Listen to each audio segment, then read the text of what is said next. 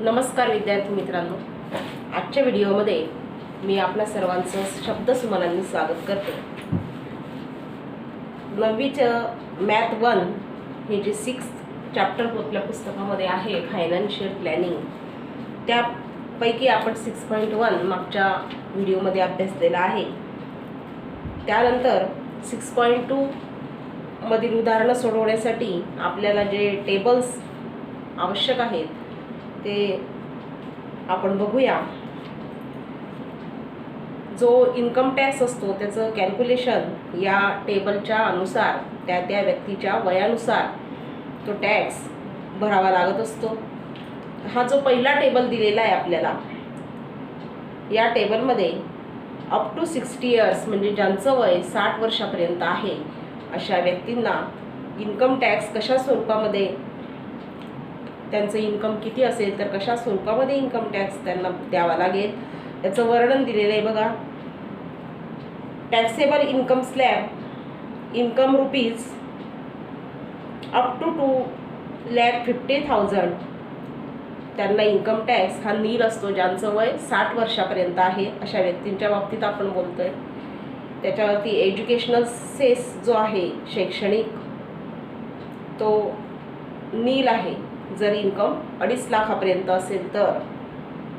आणि secondary and higher education cess सुद्धा त्यांना भरावा लागत नाही ज्यांचं इन्कम वर्षाला, हे जे इन्कम दिलेलं आहे हे वार्षिक आहे, इयरली आहे। 60 वर्ष वयापर्यंत ज्यांचं इन्कम 2,50,000 to 5 लाख पर्यंत आहे त्यांना 5% हा इन्कम टॅक्स भरावा लागतो। ऑन टॅक्सेबल इन्कम मायनस 2,50,000 म्हणजे एखाद्याचं उत्पन्न 3 लाख असेल तर त्याच्यातनं 2,50,000 वजा करावे लागतात, कारण 2,50,000वर कोणतंही इन्कम टॅक्स नाही, म्हणून 2,50,000 त्यातून वजा करून उरलेलं जे उत्पन्न आहे 50,000, समजा 3 लाख जर उत्पन्न असेल तर 50,000 उरतील आणि या 50,000वर 5% एवढा इन्कम टॅक्स, नंतर 2% of income tax education cess लागेल आणि 1% ऑफ इन्कम टॅक्स हा secondary and higher education cess भरावा लागेल। ज्यांचं उत्पन्न 5 लाख to 10 लाख आहे यांना 12,500 12,500 plus 20% on taxable income minus 5 lakh 2% of income tax education cess आणि higher education cess 1% of income tax, असा टोटल टॅक्स त्याचा कॅल्क्युलेट होईल। आणि ज्यांचं उत्पन्न मोर दॅन 10 लाख आहे, 10 लाखापेक्षा जास्त आहे, त्यांना 1,12,500 1,12,500 plus 30% on taxable income minus 10 lakh 2% of income tax education cess आणि 1% of income tax higher and secondary education cess, अशा पद्धतीने ज्यांचं वय 60 वर्षाच्या आत आहे अशा व्यक्तींना इन्कम टॅक्स भरावा लागतो।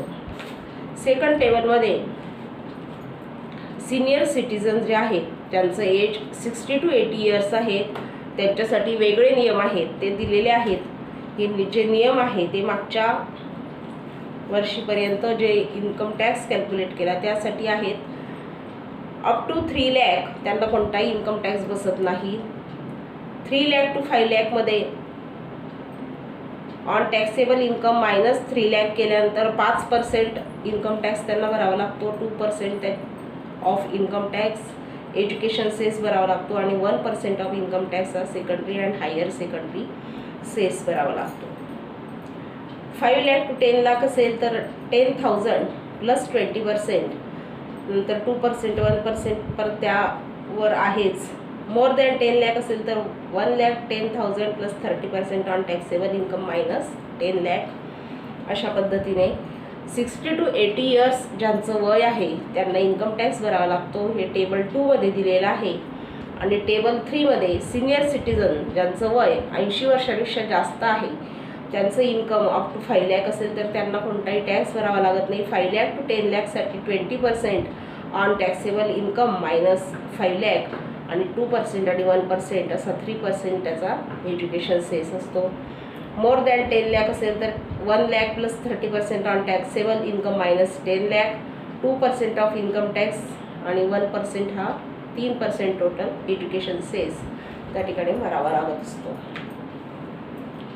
मग या सर्व नियमांचा वापर करून प्रॅक्टिस सेट 6.2 मध्ये जे उदाहरणं दिलेले आहेत, observe the table given below and check and decide whether the individuals have to pay income tax, अशा प्रकारचा टेबल तुम्हाला पुस्तकामध्ये दिलेला आहे 6.2 मध्ये. त्यातलं पहिलं आहे की मिस निकिताईचं वय जे दिलेलं आहे ते 27 इयर्स दिलेलं आहे आणि तिचं जो उत्पन्न दिलेलं आहे ते 2,34,000. मग आपण याच्यासाठी टेबल नंबर 1 चा उपयोग करणार आणि तिला इन्कम टॅक्स भरावा लागेल किंवा नाही, will have to pay income tax or not, अशा प्रकारचा प्रश्न दिलेला आहे. त्या ठिकाणी वय आणि इन्कम लक्षात घेता टेबल नंबर 1 या ठिकाणी आपल्याला लागू पडणार आहे. आता हे जे उत्पन्न दिलंय 2,34,000 यामध्ये आपल्याला असं दिसेल की 2,50,000 पर्यंत कोणताही टॅक्स बसत नसल्यामुळे she do not have to pay income tax, म्हणजे तिला कोणत्याही प्रकारचा इन्कम टॅक्स भरावा लागणार नाही, नील असणार आहे, कारण 2.5 लाखाच्या आतलं उत्पन्न तिचं आहे.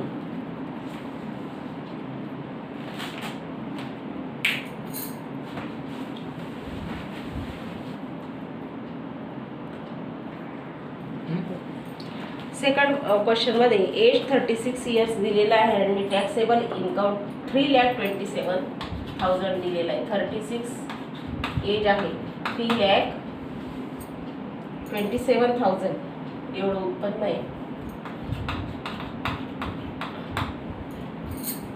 मिस्टर कुलकर्णी त्यांचं उत्पन्न दिलेलं आहे 3,27,000. आपल्याला माहिती की 36 एज म्हणजे पहिल्या टेबलनुसार 2.5 लाखापर्यंत कुठलंही इन्कम टॅक्स बसत नाही, म्हणून 3,27,000 हे जास्त आहे 2.5 लाखापेक्षा आणि म्हणून त्यांना इन्कम टॅक्स भरावा लागेल. Will have to pay income tax.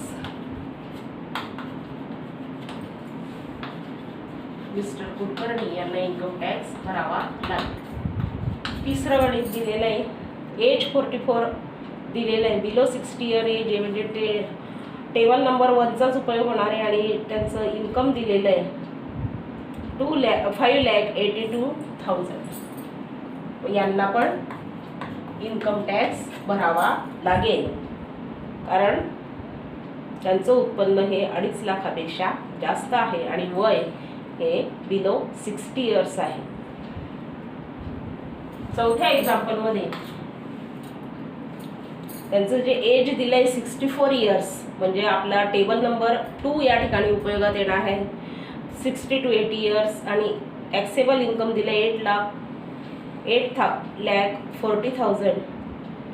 मग या कॅटेगरीसाठी आपल्याला माहिती टेबल नंबर 2 साठी 3 लाखापर्यंत कोणतंही उत्पन्न लागत नाही, कोणताही टॅक्स लागत नाही आणि त्यांचं उत्पन्न 3 लाखापेक्षा जास्त असल्यामुळे mister Bajaj will have to pay income tax असं त्याचं उत्तर असेल. They have to pay income tax. पाचव्या गणितामध्ये एज 81 इयर्स दिलेलं आहे, म्हणजे आपल्याला टेबल नंबर 3 या ठिकाणी उपयोगात येईल आणि टेबल नंबर 3 नुसार 4,50,000 त्यांचं उत्पन्न असल्यामुळे 5 लाखापर्यंत कुठलाही टॅक्स बसत नाही. जर सिनियर सिटीजन असतील 80 इयर्सच्या वर त्यांचं वय असेल तर ते जे मिस्टर डिसिल्वा आहे will not have to pay income tax असं त्याचं उत्तर असणार आहे. यानंतर दुसरा जो प्रश्न आहे त्यामध्ये टॅक्स कॅल्क्युलेट करायचा आहे. करतार सिंग यांचं एज 48 इयर्स दिले. He works in private company and his monthly income after deduction of allowances is 42,000 and every month he contributed 3,000 to GPF. He has also bought rupees 15,000 worth of NSC means National Saving Certificate and donated rupees 12,000 to PM's Relief Fund. Compute his income tax. त्याचं yearly income बघा 42,000 त्यांचा monthly पगार दिलेला आहे एका महिन्याचा, म्हणून हा जो दुसरा प्रश्न आहे यामध्ये त्यांचं टोटल इयरली इन्कम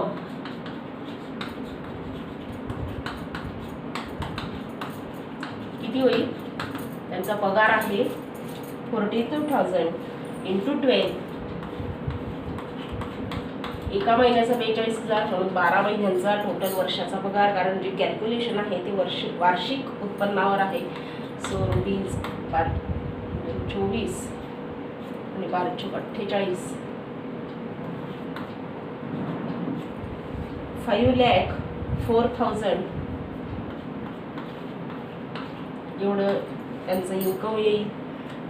आता त्याच्यातून त्यांनी डिडक्शन काय काय आहे, म्हणजे काय काय कमी होईल त्यातनं ते आपण वजा करून घेणार आहोत. सो टोटल डिडक्शन त्यांचा GPF दिलेला आहे तो कमी होईल. GPF ते 3,000 पर मंथ भरतायत,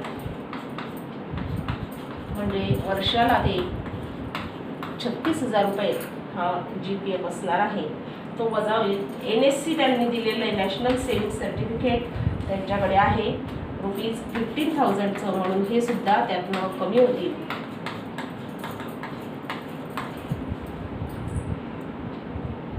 नंतर PM's रिलीफ फंड दिला आहे 12,000. PF फंड दिलेला आहे. PM फंड हा सुद्धा जमा केलेला असल्यामुळे त्यांना तो टोटल इन्कम टॅक्समधून वजा करावा लागेल. आणि अशा प्रकारे त्यांची जर बेरीज केली तर 63,000 हे त्यांच्या टोटल 5,04,000 मधून वजा होणार उत्पन्न आहे. आणि मग टॅक्सेबल इन्कम त्यांचं येईल. किती येईल टॅक्सेबल इन्कम?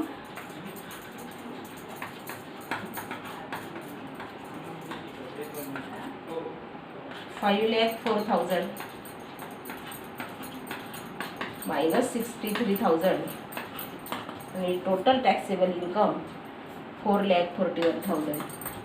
आता याच्यावर त्यांचं एज 48 इयर्स असल्यामुळे या 4,41,000 वर टेबल नंबर 1 नुसार आपल्याला इन्कम टॅक्स कॅल्क्युलेट करावा लागेल. आणि तो कसा कॅल्क्युलेट केलेला आहे बघा. This income is less than 5 lakh, so no tax up to rupees 2,50,000. 5 लाखापेक्षा हे 4,41,000 कमी आहे, त्यामुळे 2.5 लाखापर्यंत त्यांना कुठलाही इन्कम टॅक्स बसणार नाही. आणि म्हणून त्याच्यातनं 2.5 लाख वजा केले की 5% 4,000 41,000 याच्यातनं 2,50,000 वजा करावे लागतील. आणि उरलेलं जे 1,91,000 याच्यावर त्यांना इन्कम टॅक्स भरावा लागेल 5%. व याच्या 5% कॅल्क्युलेट करण्यासाठी आपल्याला 1,90,000 याच्या 5% 91,000 याच्या 5% कॅल्क्युलेट करायचं असेल तर आपल्याला ते कॅल्क्युलेशन या पद्धतीने करता येईल. 5% of is equal to 5 into 1,91,000 divided by 100. या पद्धतीने 20 will get cancel and 1,910 into 5 यांचं जर मल्टिप्लिकेशन केलं आपण तर रुपीज 9,550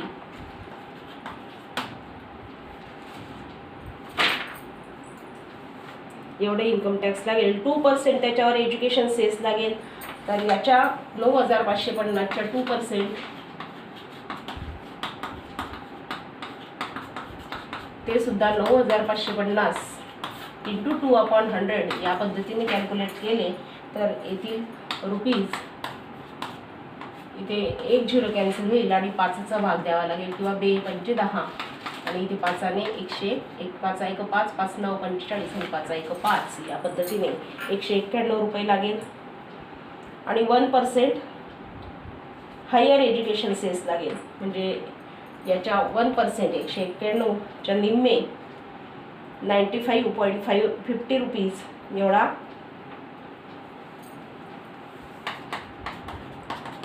95.50. मग हा टोटल इन्कम टॅक्स कॅल्क्युलेट करावा लागेल. हा प्लस 191 प्लस 95.50 हा टोटल इन्कम टॅक्स येईल 9,836 रुपीज. अशा पद्धतीने इन्कम टॅक्स हा करतार सिंग यांना भरावा लागणार आहे.